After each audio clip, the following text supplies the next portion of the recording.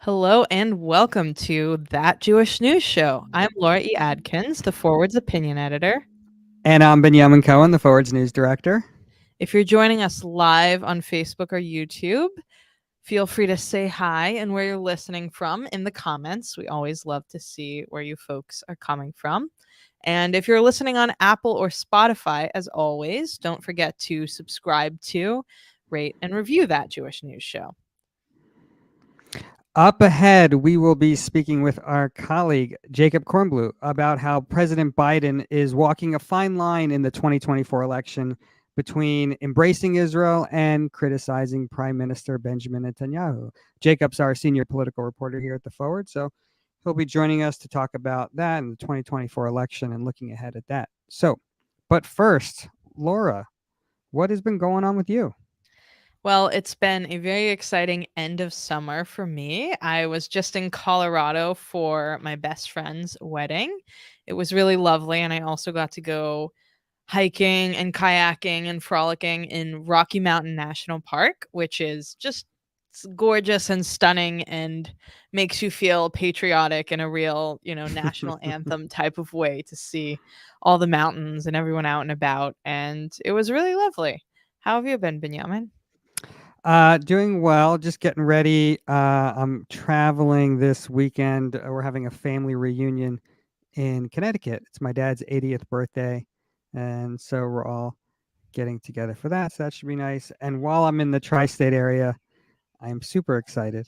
I'm going to be going. My favorite movie of all time is Back to the Future, and they just turned it into a Broadway musical. So I'll be going to that next week, which is That's the real reason you're coming to New York. Don't lie. It's not the forget the reunion. family reunion. But yes, Amazing. I'm super excited about that. So Yeah. yeah, let's talk about some news of the week. Laura, why don't you go first? Yes. So, as everyone has probably been watching, the Maui fires, unfortunately, the death toll has now risen above 100. And our Lewis Keene wrote a story about the Chabad rabbi and his wife who run a kosher farm in the area outside of the burn zone and are working to help the area's estimated 2,500 Jews get back on their feet. They've been providing shelter, doing fundraising, and really just coming together to assist people who were stranded. And it was a very touching story. We also shared earlier today a story that our colleague Rob Eshman wrote a few years ago. I'm sure a lot of folks, as I am, are feeling a bit hopeless and despair over this whole situation. And Rob, a couple years ago, wrote a really practical guide to things Jews specifically can do about climate change. So I encourage you to check out both Lewis's story and the climate change story as well. Yeah, it's horrible what happened in Maui. I also read that the Jewish Federation of North America is raising money. So I think you can go to the JFNA's website. I keep forgetting the governor of Hawaii is Jewish. He's So, obviously in the yeah. news a lot now. Right. So Right. how many is that a pop trivia question? How many Jewish governors are there right now? That's a great question. I have no idea. I'm guessing somewhere between 1 and 7. That's my That's a guess. high number. Right. So we have Josh Green from Hawaii, and we have Josh Shapiro in Pennsylvania. How many Uh, Joshes are governors? That's another how many question. Jewish Joshes are governors is probably the better question. Maybe Yes. we'll put that in our weekly news quiz this week. Another story we've been following. This was the lead of our newsletter this morning. The Anti-Defamation League this week identified at least 26 incidents just in the past 3.5 weeks of bomb threats or swatting. If you don't know what swatting is, that's when people call the police and they make up a threat. There's a bomb in a building, or and the police SWAT team comes. Guns blazing. Guns Yeah. blazing on that place. So that's been happening at least 26 times in the last month. Different shuls all across the country. 12 different states have been hit. just 3 this past weekend, 2 in California, one in there was a bar mitzvah in Texas, Wow. and the boy is reading the Torah portion, and all of a sudden, all these police just came running into the shul That's quite because an exciting turn of events. Yeah. Yeah. they had gotten this false call about a false bomb report. So, what's interesting, if you read the article on our site, is the shuls that are being targeted. The people who are pulling these pranks, who are making these fake calls to the police about these fake bomb threats, they are targeting shuls that live stream their services, because when they pull this prank, they want to see what happens. They're not just calling some random shul where they can't see what Hmm. actually happens. They want to see the police Mm. rush into the sanctuary. So they're Wow. choosing Yeah. shuls that do live streaming services. And so one of the security experts we interviewed said, well, my suggestion is stop live streaming services, which is, okay, Totally but like, impractical for every reforming conservative shul. Yeah. yeah, it was such a nice addition, that started during the pandemic for people who couldn't make it to shul. And now all these people are, counting on live streaming services. And because of these pranksters, they may have to end that. Yeah, I mean, I'm thinking of a couple things. I mean, first of all, swatting is can be really serious. It's not just a prank, which makes me, increasingly thankful or consistently thankful that Jews, for the most part, in this country have a really good relationship with police departments. We have seen through the reporting that our colleagues did that most of these swattings were not like some of the other swatting incidents I've read about, particularly where people of color are the victims. The cops will go in, guns blazing, assuming everything is not right. Often people have gotten hurt in the process. But it sounds like in a lot of these cases, the cops just kind of calmly come in, see what's going on, tell everyone about the problem, which is a totally different experience than many Americans have. And it also reminds me of in 2017, there was this huge story I did a lot of reporting on. There were a lot of bomb threats called into JCCs. I think over 150 bomb threats were called Hmm. in. And I made this big map of it and we were all watching it very seriously. And it turns out it was like a 19-year-old American Israeli kid. It had nothing to do with anti Semitism. It was a disturbed teenager. And it we make all these grand narratives surrounding these things and tie them into the increasing of anti-Semitism when it suits our narrative. But I wonder what's happening here and if we're kind of losing sight of that. But I don't know. What are you thinking about as you're seeing these stories, Benjamin? Yeah, I mean, first of all, we should point out these callers have also not only targeting synagogues, they're also targeting black churches and Mm, Sikh temples. Yeah, there's what's that line? Here's why we can't have nice things. right, right. There's Yeah. like, we have this nice, live streaming services, and so relatives from, I think a chicken just flew over my head. Nice. We have these live streaming services, that people like at this bar mitzvah, out of town relatives can partake in the bar mitzvah, and these pranksters are ruining it for everybody. The other thing the security expert pointed out was, when the police get a bomb threat like this, like you said, they do come guns blazing, and it causes a lot of havoc within the congregation. It's not like a typical police call. It's really meant Yeah. to just cause the most dangerous and disruptive response. I mean, it's really horrible. Yeah. Yeah. But Speaking there of horrible, I was gonna say, speaking of this may or may not be anti-Semitic in nature, but we certainly have a recent case that to me is unequivocal. A former Trump advisor, Mike Flynn, falsely stated that, quote, there weren't any guards monitoring deportations to the concentration camps and that Holocaust victims could have simply walked away or defied Hitler's soldiers. Yeah. What do you make of that, Benjamin? so this is General Michael Flynn. He has a long history of making not only anti-Semitic statements. He's made a ton of anti-Muslim statements as well. He's a Christian nationalist. He's made a lot of controversial statements, and many people, I think, in the general public, look at him as a fringe character. But like you said, he was high up in the Trump administration. He was the national security advisor, and Trump pardoned him, and he's still very active now in Trump's reelection campaign. And we have to ask ourselves every day, like when we're reporting the news at the Forward, like there's people making crazy statements every day, and which ones do we decide are worth writing about? Which ones do we ignore? Are we platforming these crazy statements by sharing these news stories? These are something issues we have to deal with constantly. Yeah, I mean, as many millions of folks read the forward, this clip of the speech was already viewed 8 million times since it was posted to Twitter.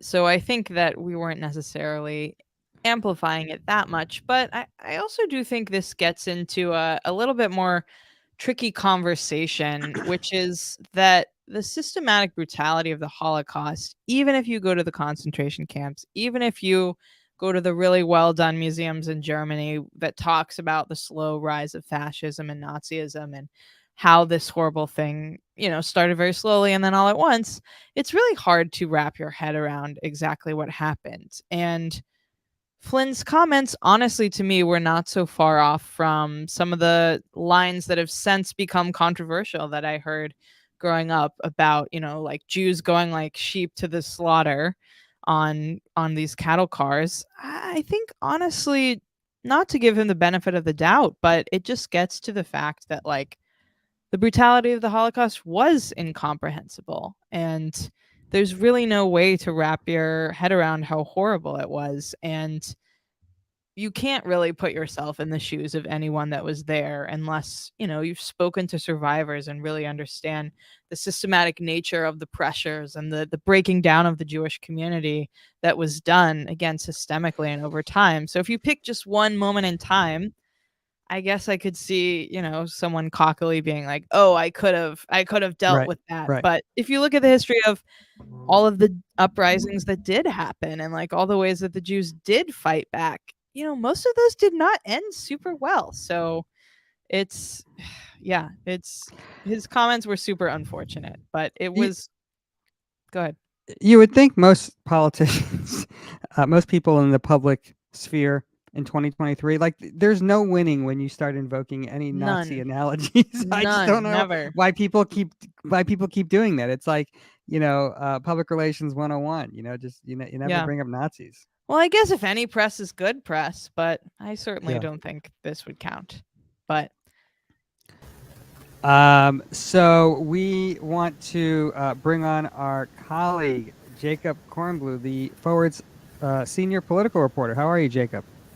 Good, and I also believe that press is good press, right? hopefully you haven't made any Holocaust comments recently. I said press Ah, in Okay. general. yes, So members of.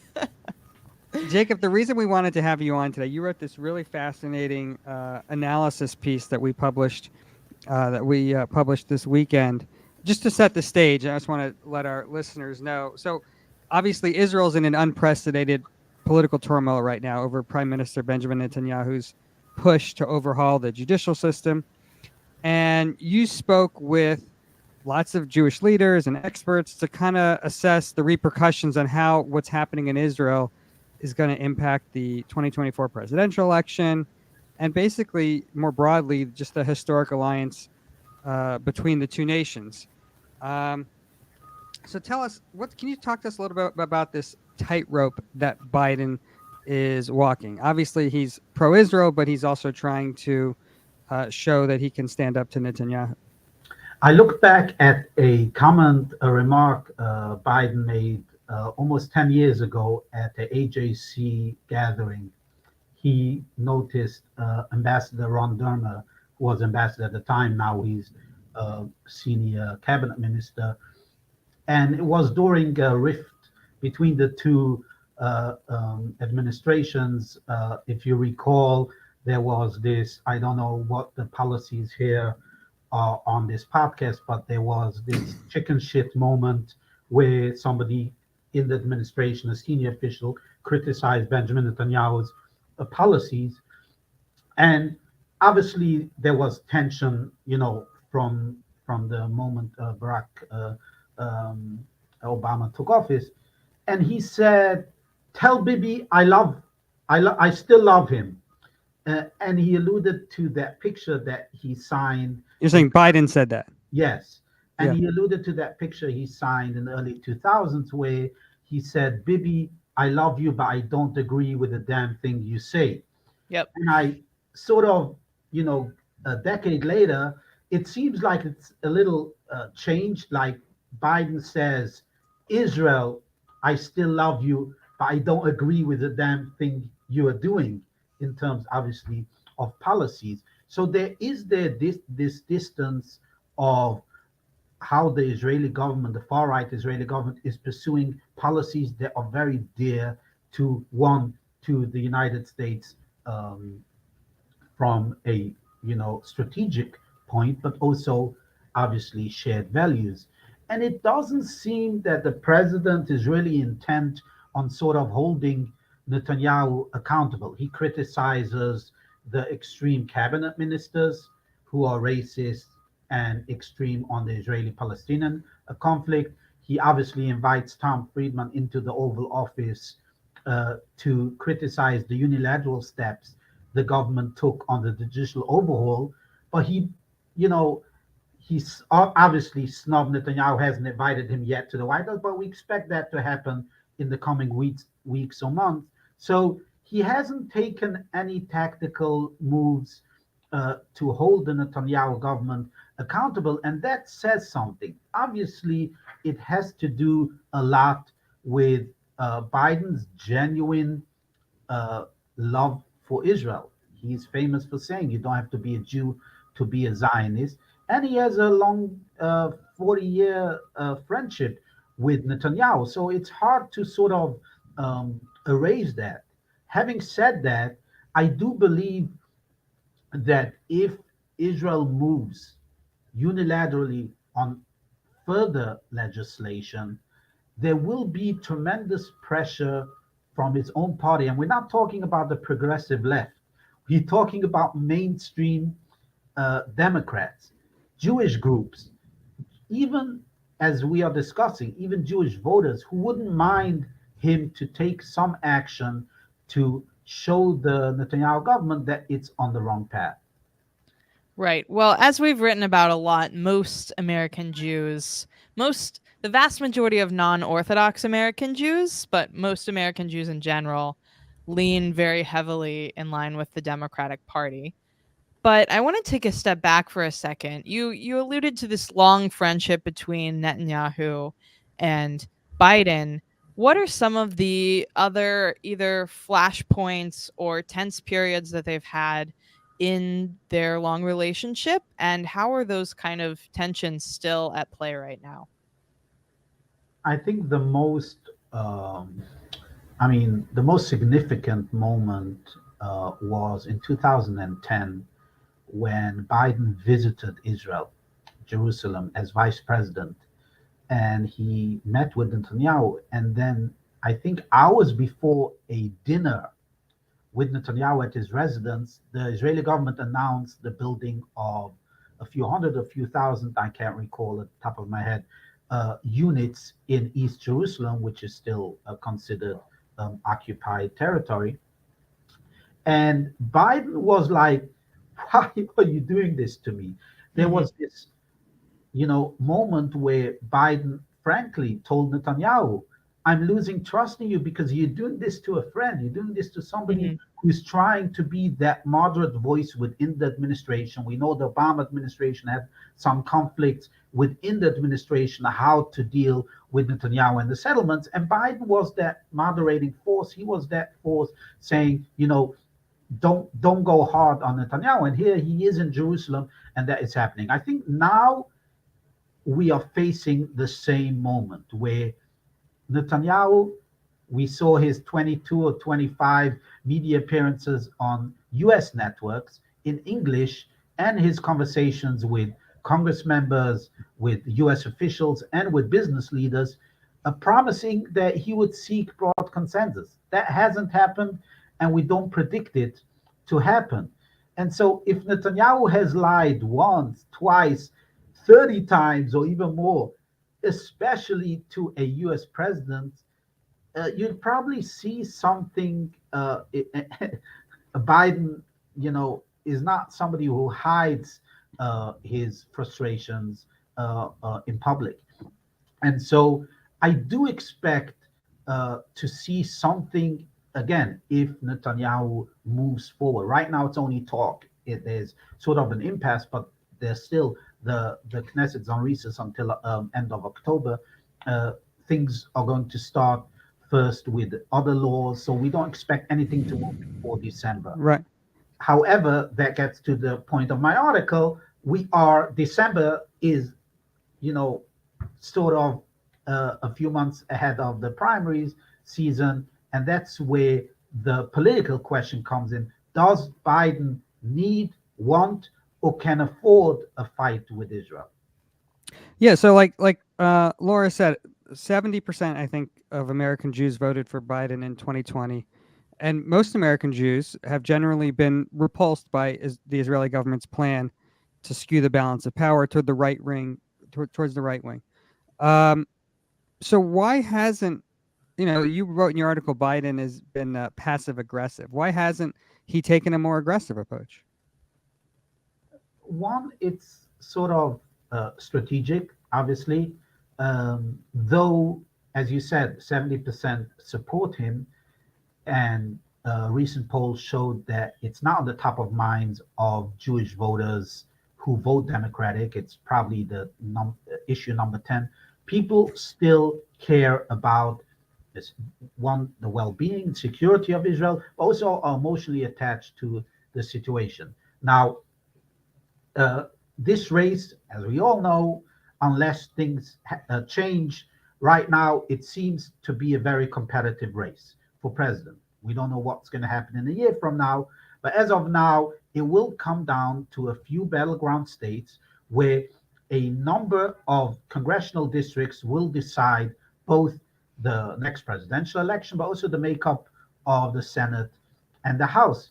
And in those districts, Democratic pollsters or Democratic groups who do outreach for Jewish voters say that Israel may matter. Now, again, Israel doesn't matter in terms of, oh, you have to have a great relationship with Netanyahu, you have to embrace him, you have to invite him over for a joint session of Congress.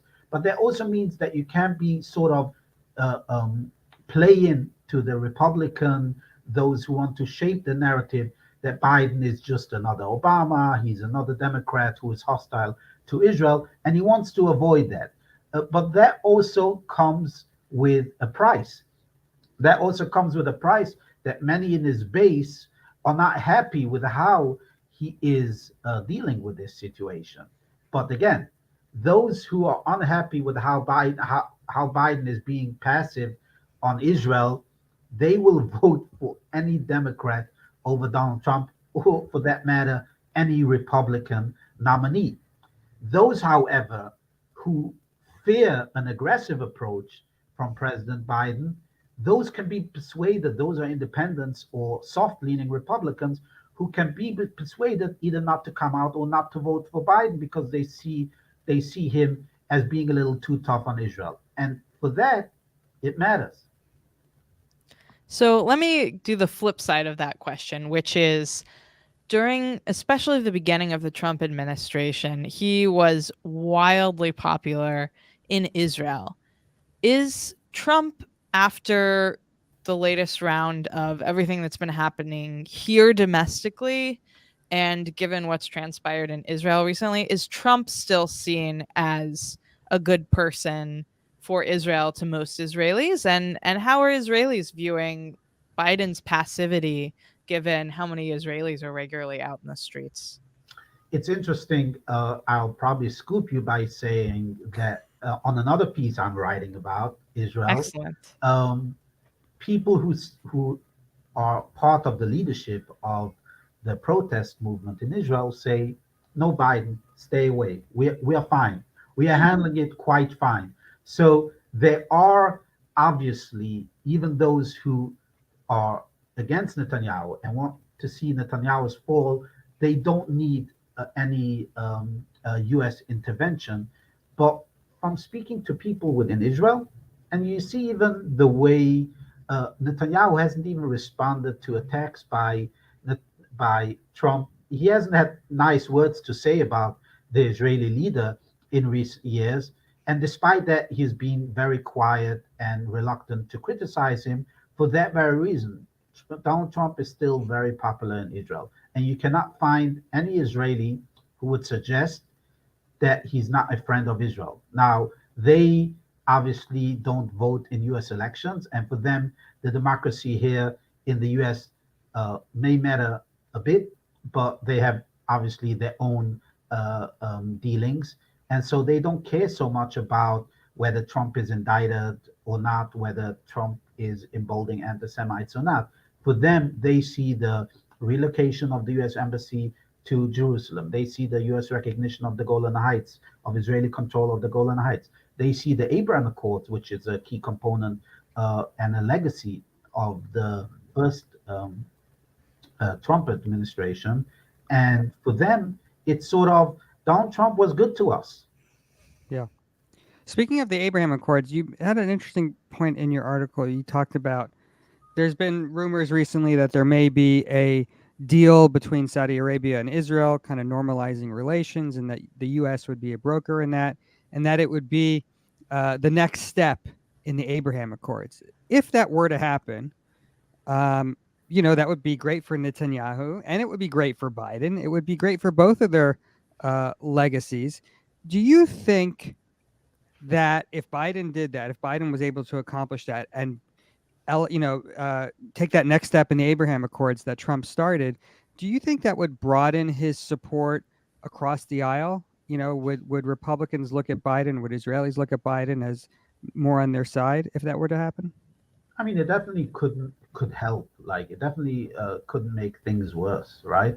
But again, like for those supporting the president, this would be great, right? Because they would say he topped Donald Trump. Donald Trump brought the Abraham Accords, but here's the big deal. Here's the big prize, which is Saudi Arabia. On the other side, U.S. Settlement with Saudi Arabia won't be very popular among the progressive left. And there Right. could be a lot of Democrats who'd be critical of this. So you have to sort of separate, oh, Israel is getting some normalization. Fine, that's good. But then they'll question, should we give Netanyahu such a prize and actually cement his legacy while he's acting so unfriendly to us? So it won't damage his prospects because these people will still vote for Biden over Trump or any other Republican nominee. But it definitely could take away that weapon, that sort of target from the Republican. The RJC is definitely going to use the Trump Abraham Accords as something that, oh, he might be crazy, he might be under indictment, but oh, he brought this great peace to the region. Well, guess what? Biden actually. So, you have sort of that counter argument where Biden topped Trump on the Abraham Accords, but again, like the killing of Osama bin Laden, bringing such a deal that actually serves U.S. Interests both in the region and domestically, of course, it would be a big deal for Biden. Right. Jacob, this has been such a illuminating conversation. I'm wondering what big questions you are thinking about as you're covering the region, and what specifically you're watching closely right now. The big questions is obviously, I mean, right now we also have this crisis in Israel where it's not only, hundreds of thousands of Israelis coming out in mass protests, street protests every week, which is sort of a political situation which could be resolved in an election. If elections were held now, you could potentially see another government elected. But it also has to do, one, security wise, how this impacts Israel's security long term in dealing with its enemies, in dealing with Iran. Secondly, you also have this situation where we don't know what will transpire in the year to come. We don't know whether Netanyahu will moderate, whether Netanyahu will go all out in order to get a get out of jail card. and therefore the unpredictability reflects both on diplomatic relations with even those countries that Israel signed normalization deals with. You already see the UAE saying, we have a great relationship, economic relationship with Israel. We love Israeli tourists and Israeli investments in Dubai, but we don't necessarily want to invite the guy who actually initiated and signed this deal because it's toxic. You have potentially, again, there might be a deal with Saudi Arabia. MBS doesn't necessarily care about Israel being democratic or about Israeli human rights values, but he definitely looks at it as, will normalization deal with Israel get me a free pass or open door in Washington? If Netanyahu is so toxic that Washington doesn't even want to invite him over for a simple meeting, or he's a persona non grata, why does MBS need Netanyahu? He can wait till somebody else, a more moderate Israeli leader who can bring the center and right together in a unity government to cement this deal. He has the time for himself. And you also obviously have the Israeli Palestinian issue, which will loom over a potential deal with Saudi Arabia because of the situation on ground. Yeah. Jacob, I know you're writing 3 more articles today, which I have to edit. So I'll let you get back to to reporting. Thank you so much for joining us. Thank you, Jacob. You as always. All right, take care. So interesting. I think ultimately Netanyahu is going to do what Netanyahu needs to do to save his skin, and we will see what that entails in the coming weeks. But wrapping up as we always do with our recommendations of the week. Benyamin, why don't you go first this time? I bet your suggestion is more erudite than mine. I binged over the weekend a new Netflix series called Painkiller, which is about the opioid crisis and specifically about the Sackler family, this family of very wealthy Jewish billionaires, philanthropists who have given to a lot of Jewish causes. As opposed to the poor Jewish billionaires. Correct. Exactly. So it's about the Sackler family and how they launched the opioid crisis. There's been a lot of books, a lot of documentaries. I've read a lot of these books. Yeah. How does it compare to something like Dope Sick? So I don't know if it's as good. I don't know if it's as good, but like when I was watching it, I was, enthralled and I wanted to keep, Netflix likes to leave you on a cliffhanger and you want to always watch the next episode. And it's only 6 episodes. It wasn't great, but it stuck with me. I found myself days later thinking about some of the characters and, the travails that they went through. So for that reason, I would recommend Painkiller on Netflix. Sounds very interesting. My recommendation is also on Netflix. It's a comedy special, though, by a comedian, Jared Freed, who is a Jewish New Yorker who, as the title explains, is 37 and single. And it's a very funny stand-up routine about being 37 and single. And he has a great line about being in what to him was the middle of nowhere, which happens to be my hometown of Springfield, Missouri, and making a joke about Boca Raton and no one in the audience getting it. So I thought that in particular was great. Jared, if you're listening, for some reason, I loved that line. But it's called Jared Freed, 37 and single, and it's out on Netflix as of yesterday. We should get Netflix as a sponsor of our podcast. We should. That would be great. Yeah. Sounds great. All right, Laura, it's been great catching up with you. We'll see everybody next week. Yes. Thank you, Benyamin. Talk soon. Take care.